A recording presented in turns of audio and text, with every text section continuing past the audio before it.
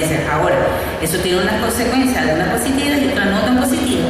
Entre las positivas y no tan positivas tenemos la ley de arrendamientos inmobiliarios. Esta ley de 1999 fue derogada parcialmente por la ley de regularización y control de arrendamiento de viviendas, pero sigue vigente para otros usos, oficina, comercio, industria y otros usos, que nos dice, y esto también lo saben ustedes todos, cuál es el porcentaje de rentabilidad anual de un inmueble, 6 al 9% anual, y aplicado sobre un valor que surge de la interpretación o aplicación de estos elementos obligatorios: valor fiscal, el último acto de transmisión de los últimos 6 meses, los precios medios de los últimos 2 años. Y aquí es otra acotación importante. Aquí nos está hablando del valor integral de una propiedad inmobiliaria. El valor de un inmueble es el valor que le aporta la tierra y el valor que le aportan las mejoras incorporadas a ella, todas las mejoras y confirmación. Esta ley, sin embargo, que fue de 1999, una importante reactivación del proceso del mercado inmobiliario de alquileres, se vio frenado en el año 2002 cuando se decreta una medida se decreta la vivienda como bien de servicio público de primera necesidad y se mantienen congelados los arrendamientos a los niveles de noviembre de 2002. Esto a través de una resolución conjunta que estuvo vigente, se iba prorrogando cada 6 meses hasta el 18 de octubre de 2012, porque se congeló la renta fue de los inmuebles destinados a vivienda, cualquiera que fuese su uso, cualquiera que fuese su nivel, no importaba el precio, no importaba la ubicación, y fue prorrogada hasta el 18 de octubre de 2012, cuando ya estaba en vigencia la ley de regulación y control de arrendamiento de vivienda, que pasó a regular esa parte. La ley de impuestos sobre la renta, que no grava el uso, no grava el goce y el disfrute. Todos los frutos, las utilidades provenientes, estamos, por aquello de la distribución de las cargas y obligaciones, tenemos que dar un aporte a través de la figura del impuesto sobre la renta. Con respecto al derecho de disposición y luego es el derecho que tiene el propietario bajo la premisa que la cosa que está bajo su dominabilidad puede hacer con ella lo que quiera. Anteriormente se hablaba del uso y abuso de la propiedad, eso hoy en día no está así. Esta es la definición que da Andrés Bello en el Código Civil de Chile, y ahí entran todas las maneras de disponer de la propiedad: vender, traspasar, legal, permutar, donar un inmueble. La ley de venta de parcelas, hasta tanto no se cumpla con todo el proceso de permiso, tramitación de permiso, cédula de identidad, etcétera, no se puede disponer, no se puede enajenar la parcela. Quiere decir que suspende temporalmente ese derecho de disposición. La ley de impuestos sobre sucesiones y donaciones. Mañana vamos a tener una presentación que nos va a decir cómo presentar los avalúos. Lo importante en este caso es que se establece que cuando alguien muere, nosotros tenemos que hacer una declaración sobre el valor de mercado que tenía ese bien a la fecha de la muerte del causante. Hasta tanto no se presente, sea aceptada por la administración y se liquiden los derechos que eso causa, los impuestos, no se puede disponer de la propiedad. Hay una entonces suspensión temporal de este derecho. Y la ley de expropiación por caso de utilidad pública, que corta el derecho de propiedad porque sencillamente se compra un inmueble, si es por vía del arreglo amigable, o se expropia si es por vía judicial, y se pasa al patrimonio del ente expropiante. Es decir, que ya no se usa, ya no se goza y ya no se disfruta, previo el cumplimiento de todas las muy exigentes requisitos de la ley de expropiaciones. Esta ley que fue reformada en el año 2002, lo que buscaba era justamente un poco superar todas las arbitrariedades que contenía la ley vigente desde 50 años antes. Estos son los requisitos que se establecen: la disposición que declara la utilidad pública, la declaración de que se exige la transferencia total, que debe ser el decreto, el justiprecio del bien objeto y el pago oportuno y en dinero efectivo de justa indemnización. Estas son las garantías legales, patrimoniales y económicas que tienen los expropiados frente al poder del Estado. Se buscó la participación del expropiado a través de la figura del arreglo amigable, pero con participación directa de las comisiones de expertos, en las que muchos de ustedes han participado, desde el principio de la figura del arreglo amigable. Establece reglas claras sobre el perfil, oportunidades para la designación de los peritos. En el avalúo se obliga a considerar el mercado de precios de compraventa para el momento de hacer el avalúo. Se reconocen otras figuras que no existían en la ley anterior, como son los fondos de comercio, los bienes muebles, etc. Y la obligación de pagar el dinero en efectivo. En la ley del año 1947 y en la Constitución del 61 se podía pagar con bonos de la deuda pública con vencimiento hasta de 10 años. Hoy en día no, hoy en día hay que pagar y pagar antes de expropiar. Se expropian, esto es importante, que se expropiaron también, no, se afectó también, se expropia cuando se cumplen todos los requisitos, se paga y se transfiere la titularidad al ente expropiante. La ley de registro público y notariado es la que da la garantía o la seguridad jurídica con respecto a los actos de transmisión. La ley en el caso de los inmuebles de propiedad horizontal, hasta tanto no se registre el documento de condominio que establece los porcentajes de derechos y cargas sobre las áreas comunes, no se puede proceder a la protocolización. Esto es lo que nosotros llamamos la normativa legal que limita el derecho de propiedad. A todos, en muchísimos, reflexionan ustedes sobre distintos aspectos de su vida y verán que son normas a las que estamos obligados durante toda nuestra vida. ¿Qué es lo que está ocurriendo ahora? Hay una serie de normas legales que vienen incidiendo con el derecho de propiedad aún con ese basamento legal que ya existe. El primero fue el decreto ley para la defensa de las personas, el acceso a bienes y servicios, la ley de Indepares, el terror. ¿Por qué? Porque si ustedes leen esto, y les pido que en el material lo hagan, verán que toda actividad tendente a la prestación de bienes o de servicios están sujetos a esta ley. Todos los bienes, fíjense, alimentos, bienes declarados o no, todos.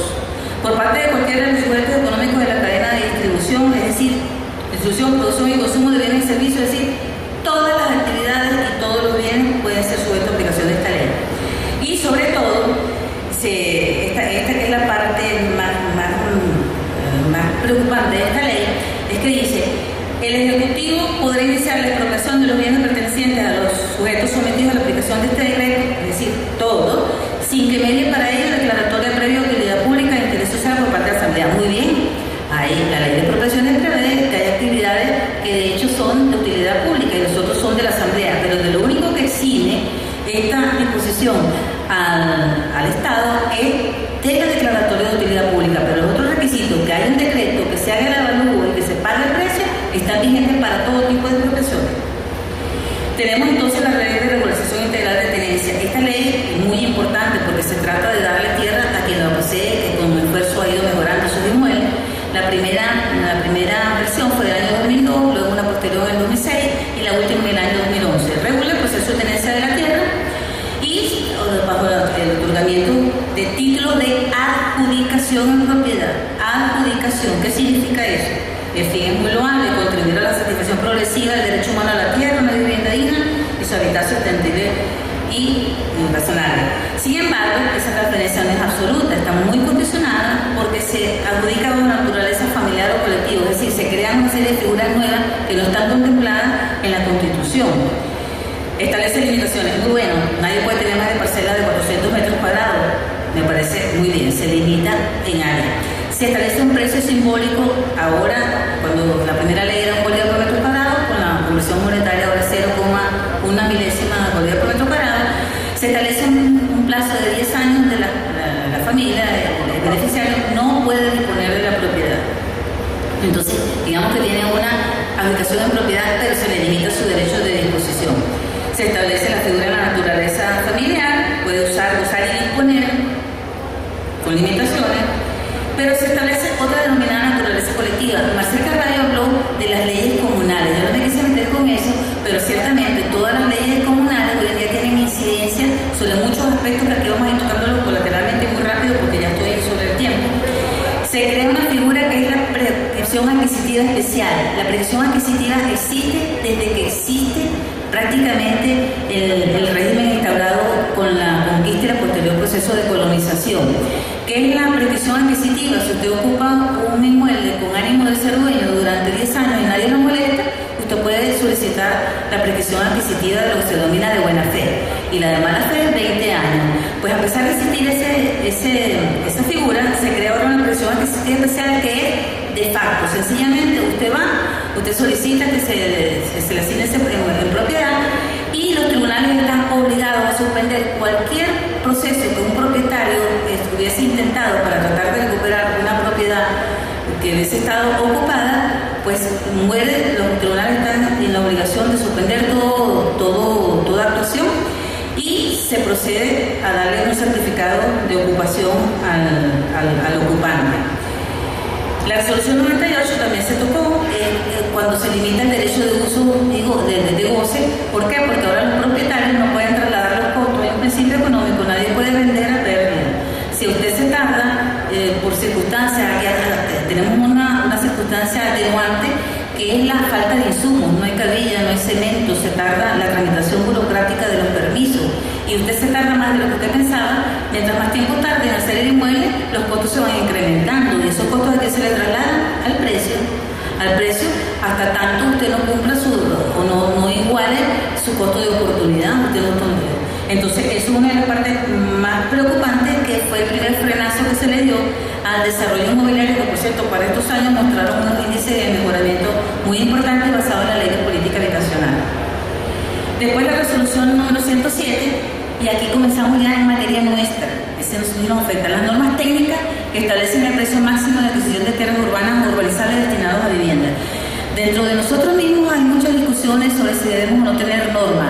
Fíjense que la exposición que hizo Carlos les alertaba que las normas internacionales de evaluación vienen más bien liderando y haciendo cada vez más generales los conceptos, que sean un marco referencial que nos marque el lineamiento, pero sin llegar a establecer las normas de cómo hacemos los avalúos. Bueno, los que querían normas, ahora tenemos normas que nos dicen cómo hacer los avalúos. Se las presento y les pregunto si ustedes estarían de acuerdo. Y aquí tenemos la primera, la norma técnica en la resolución 107. Dice que los terrenos expropiables para destinarlos a vivienda será el precio a pagar, la cantidad resultante de aplicar el índice inflacionario anual al precio establecido en el último contrato. Muy bien, tenemos que hacer entonces la indexación del precio de adquisición y eso nos daría el valor del inmueble. Muy bien, pero resulta que cuando hay construcciones dice que también tenemos que hacer lo mismo con respecto a las bienhechurías. Entonces tendríamos valor de la tierra y valor de la bienhechuría. Por cierto que esta laminita me la facilitó José García Pereira y yo tenemos un banco de información. Él me da láminas y yo le doy láminas y la cosa funciona muy bien. Gracias, José. Entonces aquí tenemos la bienhechuría. También dice que si pasa, se pegó, ahora sí. Que si por avalúo se determina que el valor de mercado es inferior al precio máximo determinado, según lo indicado anteriormente, es decir, por indexación, entonces se optará por preferencia por el monto de menor cuantía a los fines de su adquisición. Es decir, si usted presenta un avalúo y el avalúo resulta que está por debajo del precio indexado, se lo valen. Pero si su avalúo, por el contrario, refleja un valor de mercado superior al valor de indexación, no querido, no vale. Es decir, el valor entonces es el que siempre perjudica al propietario. Sí, es suficientísimo. Okay. Entonces se hace de manera unilateral, no hay intervención del expropiado, porque aquí se habla del pago de inmuebles expropiables. Y después tenemos la Ley Orgánica de Emergencia para Terrenos y Vivienda, que dicen los que han estudiado el tema que es la muerte del derecho a propiedad en Venezuela. ¿Por qué? Porque ahí sencillamente se identificaron, se calificaron terrenos. El derecho de desarrollo urbanístico es un derecho que tiene el propietario para ejercerlo cuando él quiera, así lo establecen las leyes y la jurisprudencia. Cuando a nadie le obligan a tumbar una casa para hacer el edificio, si la casa amenaza ruina, sí. Mientras tanto, esos son derechos que usted tiene allí representados en esa envolvente volumétrica que le veíamos para cuando usted decidiera ejecutar sus derechos. Ahora la ley dice que ese es un terreno ocioso o subutilizado, no importa si es público, si es privado, es un terreno subutilizado, y eso llevó entonces, y aquí tiene la justificación, ¿okay?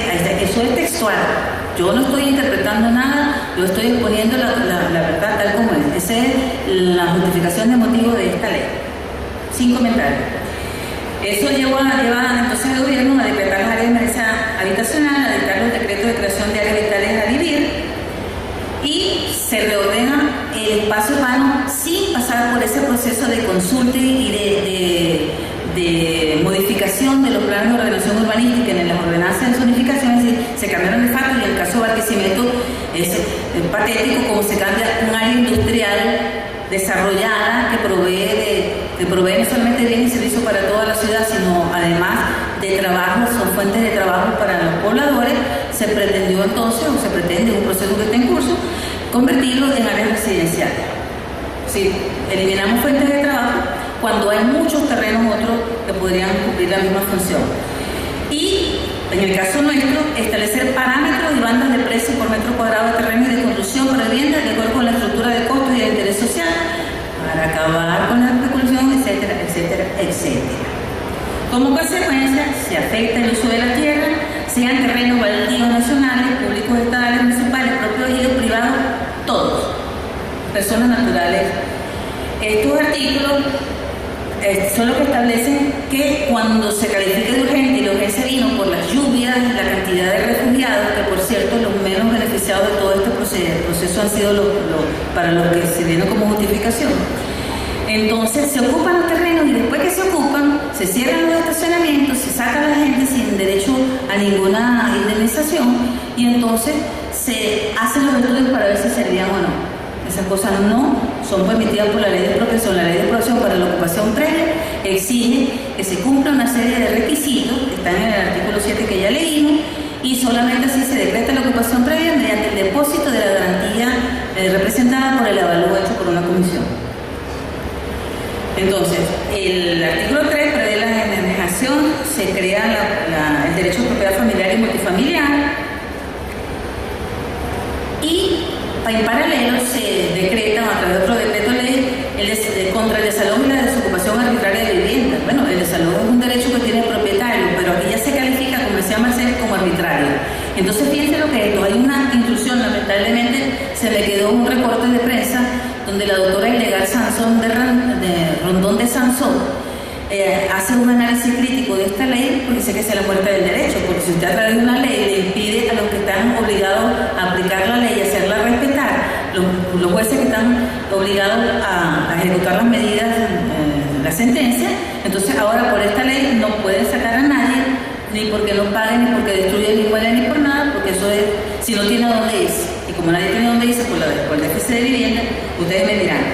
Y por último tenemos la ley de regularización y control de arrendamiento de vivienda que ha sido abordada. Mañana tenemos, esta tarde tienen el taller con Miguel Camacaro, pero los que asistan que lo aprovechen, donde van a ver qué es lo que pasa con esta ley. Esta mañana nos asomó algunas de las cosas, pero que básicamente van contra los derechos económicos de los propietarios a dar en arrendamiento sus inmuebles, contradice lo que dice el arrendamiento acá, clasifica de manera discriminatoria, no solamente que clasifica el tipo de inmuebles, sino ahora hay arrendadores, multiarrendadores, pequeños arrendadores, es decir, malos y menos malos. Y en cuanto a la fijación del canon, establece unos elementos científicos cuyos resultados lo podemos ver en la misma casa. Ustedes agarran la misma casa, la misma parcela de terreno, pero una está en Caracas, otra persona, otra en Ciudad Guayana, y aquí tienen los resultados. En Caracas, el valor actual del inmueble calculado de acuerdo con la ley serían 613.114 en una casa pequeñita, bolívares. Bueno, estos datos son de hace más o menos un año. Barcelona, 701.000, vale más en Barcelona que en Caracas por los factores estos de vulnerabilidad sísmica, localización geográfica. Y en Ciudad Guayana, ese mismo inmueble tendría un valor de 361.737.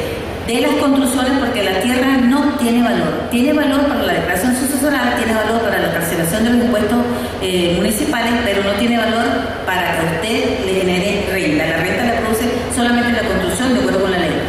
Una renta anual en Caracas de 30.655, en Barcelona 35.000 y en Ciudad Guayana 18.000. Porque en Ciudad Guayana, por localización geográfica, vale 43% menos que en Caracas. ¿Okay? Pero además establece que hay un pequeño arrendador muy feliz porque dentro de lo malo, lo menos malo, él cobra 5% anual. Y hay un multiarrendador que porque tenía más de 2 casas no puede cobrar el 5 sino cobra el 3. Y hay un arrendatario muy feliz porque él no va a pagar sino el 3% y hay un otro arrendatario que vive en la casa al lado, que es del pequeño arrendador que está muy bravo porque él tiene que pagar el 5%. Entonces esas discriminaciones no deberían ocurrir. Los multiprecios de bienes inmuebles en casos de expropiación de emergencia con fines de poblamiento, este es el que nos dice un poco lo que hablaba Manuel ayer.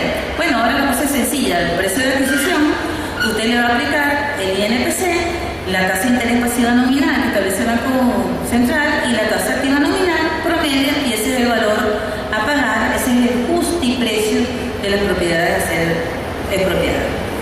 Y la perla que coronó el frasco es la ley contra la estafa inmobiliaria, porque aquí de entrada se califica regular, controlar y sancionar la construcción, venta, preventa y por iniciología, protocolización de vivienda. Es decir, todos somos culpables. Y llego a las conclusiones. Hay un cerco total a la propiedad privada, eso se traduce en la caída del Producto Interno Bruto de la construcción privada. Cuando vemos la mejora que tuvo el índice general del PIB del sector construcción, fue por la construcción pública, que tuvo una importante participación en el año pasado y que este año, sin embargo, no ha logrado cumplir el 45% de la meta que fijaron. Por otra parte, todo aquel que prende un proyecto inmobiliario potencialmente un estafador, nuestros constructores están en Panamá, están en Colombia, están en Miami, haciendo lo que saben hacer. Todo propietario que tenga más de una propiedad y ejercicio de su legítimo derecho, decida diferir o no ejecutar los derechos de uso, es un potencial especulador y terrateniente urbano. Estas no son palabras mías, son palabras de los representantes del gobierno. La Asociación de Propietarios Urbanos ha venido haciendo un seguimiento, parte de ese repositorio del que hablaba Marcel Carballo, donde de esos 2.300 inmuebles que afectó la Alcaldía Metropolitana de Caracas, apenas se le pagó al 1%. O sea, menos de 20 propietarios son los que han cobrado lo que legítimamente, admitiendo la arbitrariedad de la causa. Usted no puede expropiar a un particular para beneficiar a otro particular, aunque sean 20 familias, aunque sean 100 familias. El concepto de utilidad pública va más allá de eso. Pero ni siquiera han logrado que se les pague sus derechos. Conclusiones. Marcel nos asomó un último lámina donde se hablaba, lamentablemente, dolorosamente, Venezuela está en el tercer lugar, pero de abajo hacia arriba, de los países con menos libertades económicas, entre ellas el derecho de propiedad. Tenemos una puntuación de 2.2 sobre una escala de 1 a 10. Mi reflexión final: ¿se puede hablar de garantías sobre la propiedad inmueble privada en este país? Piensen bien antes de contestar. Parece que todos somos culpables. Muchas gracias.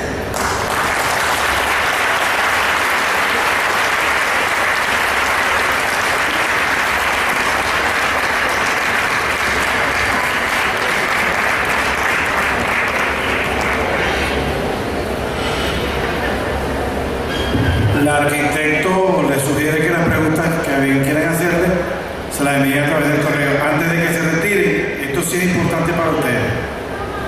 Vamos a presentarles al chef internacional Osvaldo Abuchaiber, que es el encargado de presentar la